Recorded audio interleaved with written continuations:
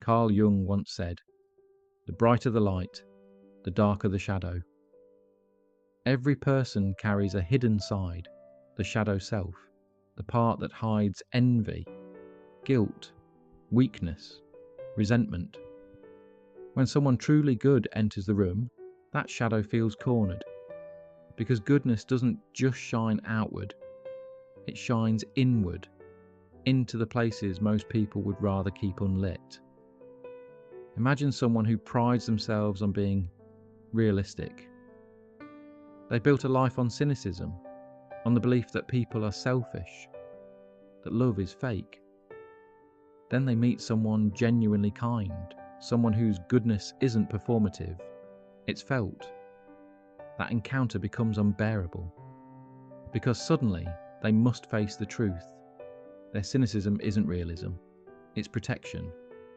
So they mock what they don't understand. They laugh at the kind. They label empathy as weakness. But what they're really saying is, I can't face what your goodness shows me about myself. Goodness acts like a mirror, and mirrors are merciless.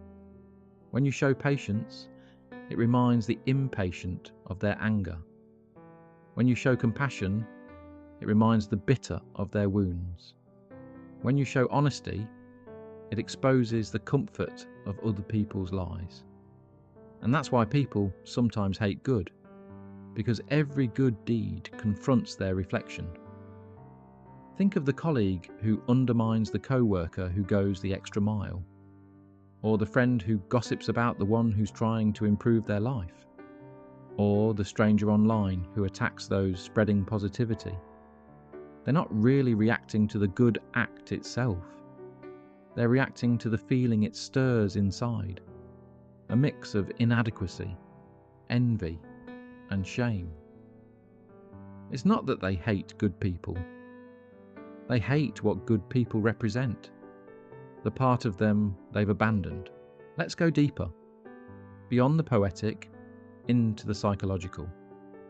In social psychology, envy and shame are self-protective emotions. They appear when someone feels less than.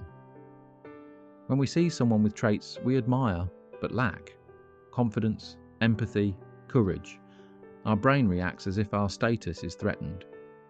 It's evolutionary. In tribes, comparison meant survival. If someone outperformed you, you risked exclusion. So the primitive mind still sees goodness as competition, even when it isn't. Now, pair that with shame, the deep belief that I'm not enough. When shame meets goodness, it transforms admiration into hostility. That's why someone might attack another's kindness instead of celebrating it. It's easier to destroy the mirror than to fix the reflection. Real life example. Imagine a person raised in a home where affection was rare. When they meet someone warm and open, they don't feel safe. They feel exposed. Their nervous system doesn't recognize kindness as comfort. It recognizes it as a threat to their worldview. So they reject it, because accepting it would mean admitting they were deprived of something essential. And so, the cycle repeats. The hurt reject the healing. The unloved mock love. The bitter call joy naive. So why must some people hate good? Because hate is easier than change. Goodness demands reflection, and reflection is painful. If I hate you for being kind, I don't have to confront my lack of kindness. If I ridicule your honesty, I can stay comfortably dishonest. If I question your intentions, I never have to question my own. Psychologists call this projection, transferring the qualities we dislike in ourselves onto others. But there's another mechanism at play, cognitive dissonance. When someone sees good and knows deep down they've chosen the opposite, it creates inner conflict. To relieve that discomfort, they must either 1. Change themselves, or 2. Devalue the goodness. Most people choose the second, because changing yourself is hard. Destroying an idea is easy. Modern culture often mistakes darkness for depth. We equate sarcasm with intelligence, coldness with maturity, and optimism with naivety. But cynicism isn't strength, it's armor. And behind that armor, many people hide disappointment. In relationships, people fear being too nice because they've seen goodness abused. In workplaces, ambition overshadows empathy. Online, negativity spreads faster because it's louder. So when someone truly good emerges, not perfect but authentic, society doesn't know how to handle them. We glorify the anti-hero, but secretly, we crave the saint we've buried. The psychology behind this is social contagion. Negative emotions spread faster than positive ones.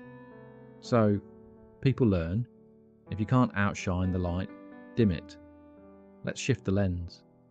Because sometimes, the person who hates good is us. We all carry moments when we've looked at someone doing better, emotionally, morally, spiritually, and felt that small sting of resentment. That's the shadow whispering. Why not me? The goal isn't to eliminate that feeling, but to understand it. When you find yourself disliking someone for their goodness, pause and ask, what part of me feels unseen when I see them shine? That question turns envy into awareness, and awareness is the first step toward freedom. Because hatred of good is rarely about morality. It's about memory. It's about old pain. Goodness reopens the wound, but healing begins only when the wound is seen. If you're brave enough to face that reflection, you no longer need to hate what's good. You start to become it. In the end, goodness is not a performance. It's resistance. It's rebellion in a world that profits from division. To be good is not to be weak. It's to stand in the storm with an open heart. People will hate that because it reminds them that love is still possible. It reminds them that kindness is still strength. But remember this, their hate is not proof of your failure. It's proof of your impact. Light doesn't argue with darkness. It just shines until the darkness has no place left to hide. So, keep being good. Quietly, powerfully, unapologetically, because the world doesn't hate goodness. It fears what goodness could change.